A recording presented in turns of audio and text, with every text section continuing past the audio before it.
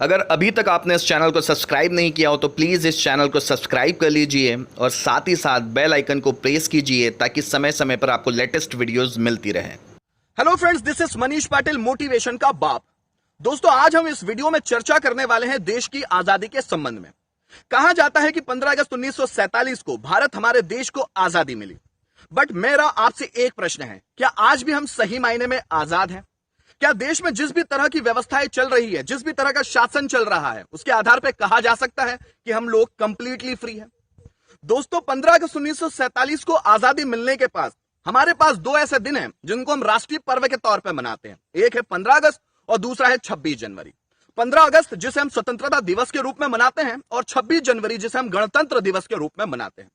But क्या हम सही मायने में आज भी स्वतंत्र या गणतंत्र हो पाए हैं? स्वतंत्र शब्द का अर्थ क्या होता है? अगर इसका हम संधि विच्छेद करें तो हमें पता चलता है कि स्वतंत्र का अर्थ होता है खुद का तंत्र, खुद का शासन, या कहे तो खुद की व्यवस्था। बट आज की स्थिति को देखकर आपको लगता है कि हमारी खुद की व्यवस्था भारत में लागू हो पाई है? क्या हम खुद का शासन स्थापित कर पाए हैं? दोस्तों, 15 अगस्त 1947 को आजाद जब हम हुए थे, उस वक्त लॉर्ड माउंटबेटन ने हमें द पावर ऑफ अटर्नी हमारे हाथों में हस्तांतरित की थी। इसका मतलब यह हुआ कि हमारे पास पावर तो है इस देश को चलाने का, बट हम पूरी तरह से इंडिपेंडेंट नहीं है। हमें आजाद नहीं किया गया। हमारे पास ऐसे कोई भी डॉक्यूमेंट्स नहीं है आज भी जिसके आधार पर यह कहा जा सके कि हम आजाद हैं, हम कंप्लीटली फ्री हैं। दोस्तों, अंग्रेजों ने उस वक्त, जिस वक्त हम अंग्रेजों के गुलाम थे, हम पर शासन करने के लिए, हमें दबाने के लिए 34,735 अलग अलग तरह के कानून बनाए थे, जिसके माध्यम से वो भारत के लोगों को दबा सके, उन्हें सप्रेस कर सके। बट आज देश को आजादी मिलने के बाद भी वो कानून वैसे के वैसे हैं, उनमें किसी तरह का कोई फेरबदल नहीं किया गया है। माना जा सकता है कि उस वक्त हम देश के गुलाम थे, हम अंग्रेजों के गुलाम थे। इस कारण से यह कानून हमको फॉलो करना पड़ता था। बट आज हमारी क्या मजबूरी है? हम आजाद होने के बाद भी उन कानूनों को वैसा का वैसा फॉलो क्यों कर रहे हैं? दोस्तों, आज भी हमारी कानून की पवित्र किताबें, जिसे हम IPC, Indian penal code, CrPC, criminal procedure code और CPC means civil procedure code के नाम से जानते हैं, और इसमें जो दंड विधान धाराएं, आर्टिकल्स दी हुई है, वो वही की वही है जो अंग्रेजों ने हमारे ऊपर लागू की थी। तो दोस्तों, हमारी क्या मजबूरी है कि हम आजाद होने के बाद भी इन कानूनों, दंड विधान या धाराओं, आर्टिकल्स को चेंज नहीं कर सकते? आज हम भौतिक तौर पर तो आजाद कहे जा सकते हैं, पर आज भी हमारी आत्मा और हमारा मन पूरी तरह से अंग्रेजों का गुलाम है। आज भी हम पर अंग्रेजी भाषा और अंग्रेजियत का नशा इस तरह से छाया हुआ है कि इसको छोड़कर हमें कुछ दिखता ही नहीं। दोस्तों, अगर आज हम विश्व के उन समृद्ध और विकसित देशों के बारे में बात करें जो सबसे ज्यादा टॉप कंट्रीज में गिने जाते हैं, वो इसी कारण से हैं क्योंकि उन्होंने सबसे ज्यादा अपनी भाषा और अपनी शिक्षा व्यवस्था को महत्ता दी। अगर हम अमेरिका की बात करें, जो 1776 में ब्रिटेन के चंगुल से आजाद हुआ, और 1776 के पहले अगर हम इतिहास की किताबों में अमेरिका के बारे में कुछ जानने की कोशिश करें तो हमें कोई खास जानकारी नहीं मिलती। बट 1776 में आजाद होने के बाद अमेरिका ने सबसे ज्यादा अपनी भाषा और शिक्षा व्यवस्था को इंपॉर्टेंस दी और समृद्ध और विकसित देशों की सूची में शामिल हो गया। दोस्तों, अगर हम चाइना की बात करें तो चाइना 1949 को आजाद हुआ, भारत को आजादी मिलने के 2 साल बाद, और 145 करोड़ की आबादी होने के बावजूद यह विकसित और समृद्ध देशों की सूची में शामिल है। आज इसकी शिक्षा व्यवस्था टॉप 10 कंट्रीज में शामिल है, और साथ ही साथ इसकी भाषा मंदारिन विश्व में सबसे ज्यादा बोली जाने वाली भाषाओं में शामिल है। आज मंदारिन भाषा को लगभग 125 करोड़ लोग बोलते हैं। दोस्तों, अगर हम जापान की बात करें तो जापान 3 मई 1947 को आजाद हुआ, और आजादी मिलने के बाद ही सबसे ज्यादा इसने अपनी भाषा और शिक्षा व्यवस्था को इंपॉर्टेंस दी और विश्व के समृद्ध और विकसित देशों की सूची में शामिल हो गया। दोस्तों, एक बात आपको बता दूं कि जापान 3 कंट्रीज के गुलाम रहा था, अमेरिका, ब्रिटेन और डच कंट्रीज। इन तीनों कंट्रीज की गुलामी से आजाद होने के बाद इसने अपने आप को समृद्ध बनाया। आज विश्व का कोई भी समृद्ध और विकसित देश हो, चाहे वो अमेरिका हो, चाहे जापान हो, चाहे चाइना हो, चाहे फिनलैंड हो, चाहे डेनमार्क हो, चाहे स्वीडन हो, चाहे सिंगापुर हो या जर्मनी हो, ये सभी समृद्ध और विकसित इसीलिए हैं क्योंकि अपनी भाषा और अपनी शिक्षा व्यवस्था को सबसे ज्यादा इंपॉर्टेंस देते हैं। इन देशों ने कभी भी दूसरे देशों की भाषा या शिक्षा व्यवस्था को नहीं अपनाया है। और अगर हम भारत की बात करें तो भारत ने 1947 में आजादी मिलने के बाद भी ब्रिटेन की भाषा और उसकी शिक्षा व्यवस्था को नहीं छोड़ा है। आज भी उनकी भाषा अंग्रेजी और उनकी शिक्षा व्यवस्था को वैसी की वैसी इंपॉर्टेंस है। दोस्तों, ब्रिटेन के बारे में एक बात आपको बता दूं कि ब्रिटेन ने लगभग 71 देशों को अपना गुलाम बनाया था और सभी देशों ने आजादी मिलने के बाद सबसे पहले अपनी भाषा और अपनी शिक्षा व्यवस्था को महत्ता दी। पर भारत एक ऐसा देश है जिसने आजादी मिलने के बाद भी ब्रिटेन की ही भाषा और उसकी ही शिक्षा व्यवस्था को अपनाया हुआ है। आज हम आजाद होने के बाद भी क्यों मजबूर हैं, यह बात मेरी समझ से बाहर है। विश्व के सभी विकसित देशों में अपनी अपनी भाषाओं को सबसे ज्यादा इंपॉर्टेंस दी जाती है। वो अपने देशों में सभी फील्ड्स में, चाहे शिक्षा का क्षेत्र हो, चाहे चिकित्सा का क्षेत्र हो, चाहे न्याय का क्षेत्र हो, सभी क्षेत्रों में अपनी अपनी भाषाओं को इंपॉर्टेंस देते हैं। पर भारत में कोई भी क्षेत्र हो, अंग्रेजी भाषा ही सबसे ज्यादा मानी जाती है।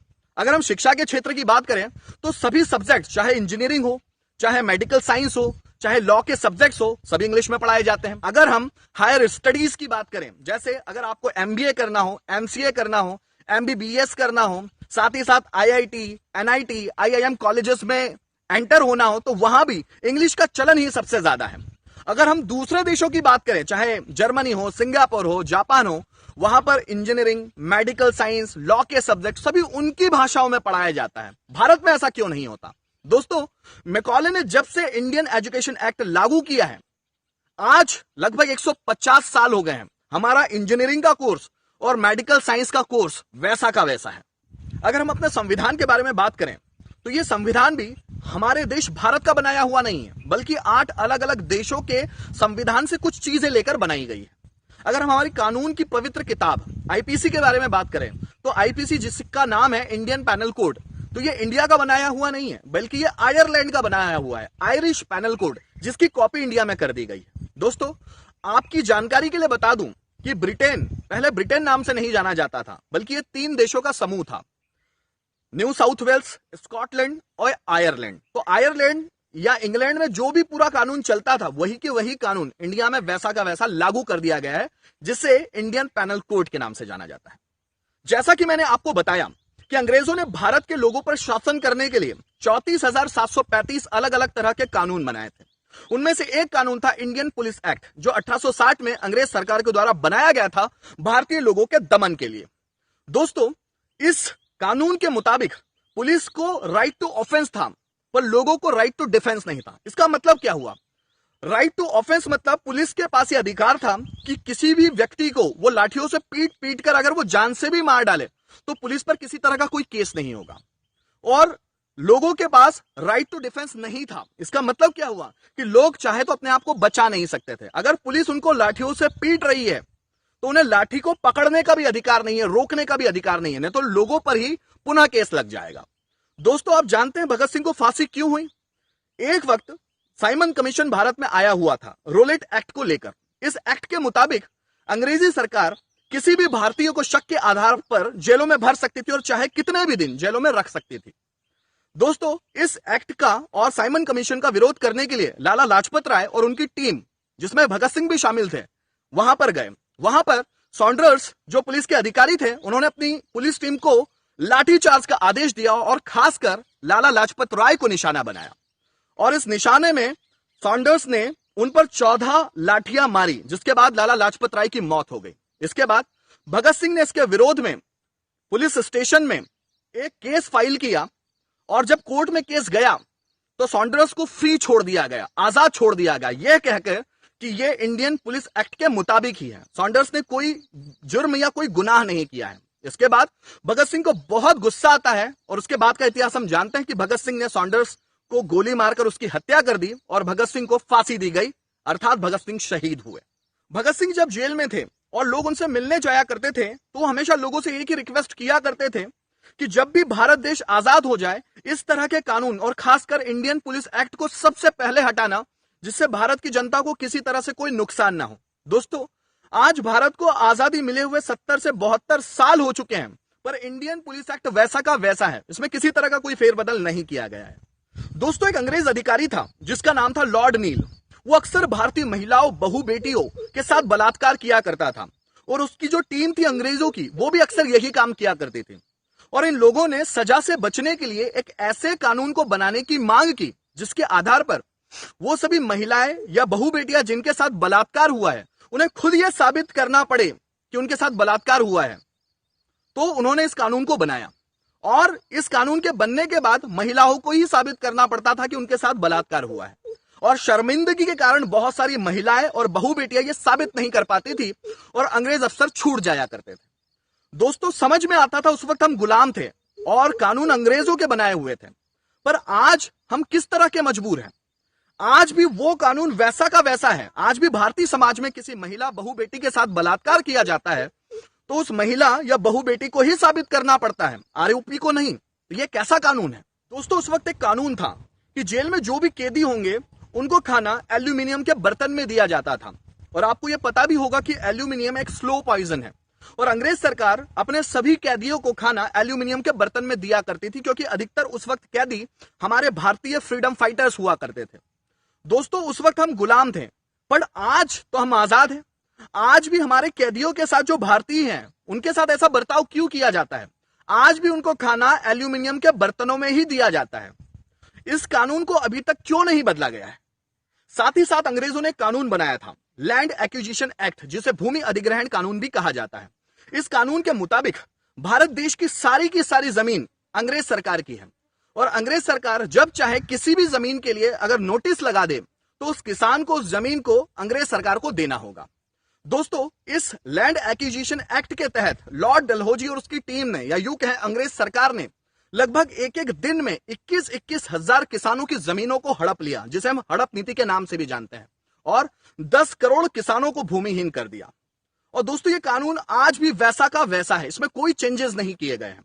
आज भी भारत सरकार कभी भी कोई नोटिस जारी करती है और गांव को खाली करने का आदेश दे देती है। उन्हें कहते हैं कि अपना बसेरा कहीं और बसा लो। अब आप ही सोचिए, वो लोग जो बचपन से वहां रहते आए हैं, उनके रोजगार, उनके व्यवसाय के साधन वहां पर हैं, वो कैसे अपना बसेरा कहीं और बसा सकते हैं? और सरकार दलील देती है कि यहां पर कोई विदेशी कंपनी स्थापित होने जा रही है, यहां पर शराब का कारखाना खोला जा रहा है, या किसी बाहर के पूंजीपति को कारखाना खोलने की परमिशन दी जा रही है।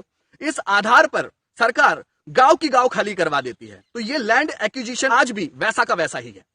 अंग्रेज सरकार ने हम पर बहुत सारे टैक्स भी लगाए थे, जैसे income tax, sale tax, entry tax, exit tax, octroi tax, road tax, toll tax, transportation tax, municipal corporation tax, water tax. ये ऐसे लगभग 23 तरह के टैक्स अंग्रेज सरकार ने हम पर लगाए थे, जो आज भी वैसे के वैसे हैं। और दोस्तों, 1760 में रॉबर्ट क्लाइव ने पहली बार भारत में वैश्यालय, शराब खाना और साथ ही साथ कसाई खाना खुलवाया था, जो आज भी वैसे के वैसे हैं। गांधी जी ने जब जवाहरलाल नेहरू को प्रधानमंत्री बनने के लिए रिकमेंड किया तो उनसे सबसे पहले रिक्वेस्ट यही की थी कि जब भी देश आजाद हो जाए और तुम प्रधानमंत्री बन जाओ तो तुम्हें इन 4 चीजों को सबसे पहले खत्म करना है। वो 4 चीजें क्या थी? वो पहली चीज थी कि यहां से वैश्यालय खत्म करना है। दूसरी चीज कि यहां के सभी शराब खाने बंद करना है। तीसरी चीज कि यहां पर जितने भी कसाई घर हैं उनको बंद करना है। आज भारत में लगभग 36,000 से ज्यादा कसाई खाने हैं। और इसके साथ ही नमक पर टैक्स बंद करना है। और आज हमारे भारत में नमक पर लगभग 3000% टैक्स लिया जाता है। तो दोस्तों, आप ही कहिए किस एंगल से आप कहेंगे कि हम आजाद हैं? दोस्तों, आज भी भारत में जगह जगह पर शराब खाने मौजूद हैं और साथ ही साथ वैश्यालय, जिन्हें आज रेड लाइट एरियाज कहा जाता है, आज किसी भी तरह से इनको बंद नहीं किया गया है। और कसाई खाने भी वैसे के वैसे हैं, नमक पर भी टैक्स वैसा का वैसा लिया जाता है। तो दोस्तों, आज भी इस भारत में गांधी जी की कोई भी बात नहीं मानी जाती। तो हम किस एंगल से कहें कि गांधी जी राष्ट्रपिता है? दोस्तों, अंग्रेजों ने एक और कानून बनाया था जिसे इंडियन फॉरेस्ट एक्ट के नाम से जाना जाता है। इस कानून के मुताबिक भारत देश का जितना भी जंगल है वो सब अंग्रेजों के अधीन रहेगा, अंग्रेजी सरकार का उस पर कंट्रोल होगा। और इस कानून के मुताबिक अंग्रेजी सरकार चाहे तो किसी को भी एग्रीमेंट के आधार पर जंगल काटने की परमिशन दे सकती थी। उस वक्त अंग्रेज सरकार ने एक सिगरेट की कंपनी को यह अधिकार दिए थे, क्योंकि सिगरेट की कंपनी सिगरेट बनाना चाहती थी और सिगरेट बनाने के लिए पेपर की जरूरत थी, कागज की जरूरत, और कागज पेड़ों से ही मिल सकता था।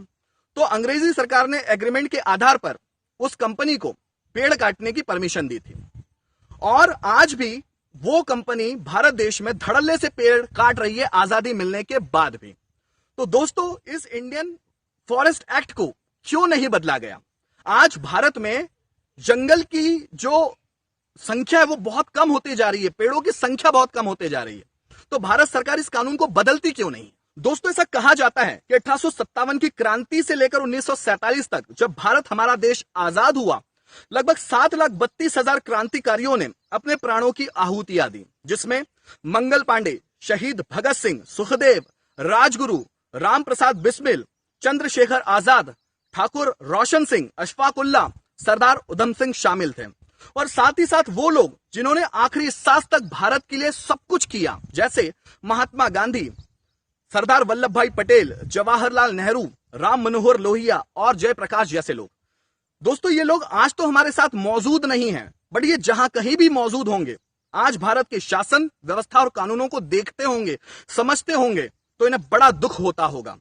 क्या इसीलिए इन लोगों ने आखिरी सांस तक भारत देश के लिए कुछ किया? क्या इसीलिए भगत सिंह, सुखदेव, चंद्रशेखर जैसे लोगों ने अपने प्राणों की शहादत दी? दोस्तों इसीलिए मैं कहता हूं कि आज भी मैं भारत को सही मायने में स्वतंत्र और गणतंत्र नहीं मानता। आज भी भारत हमारा देश अंग्रेजों का गुलाम ही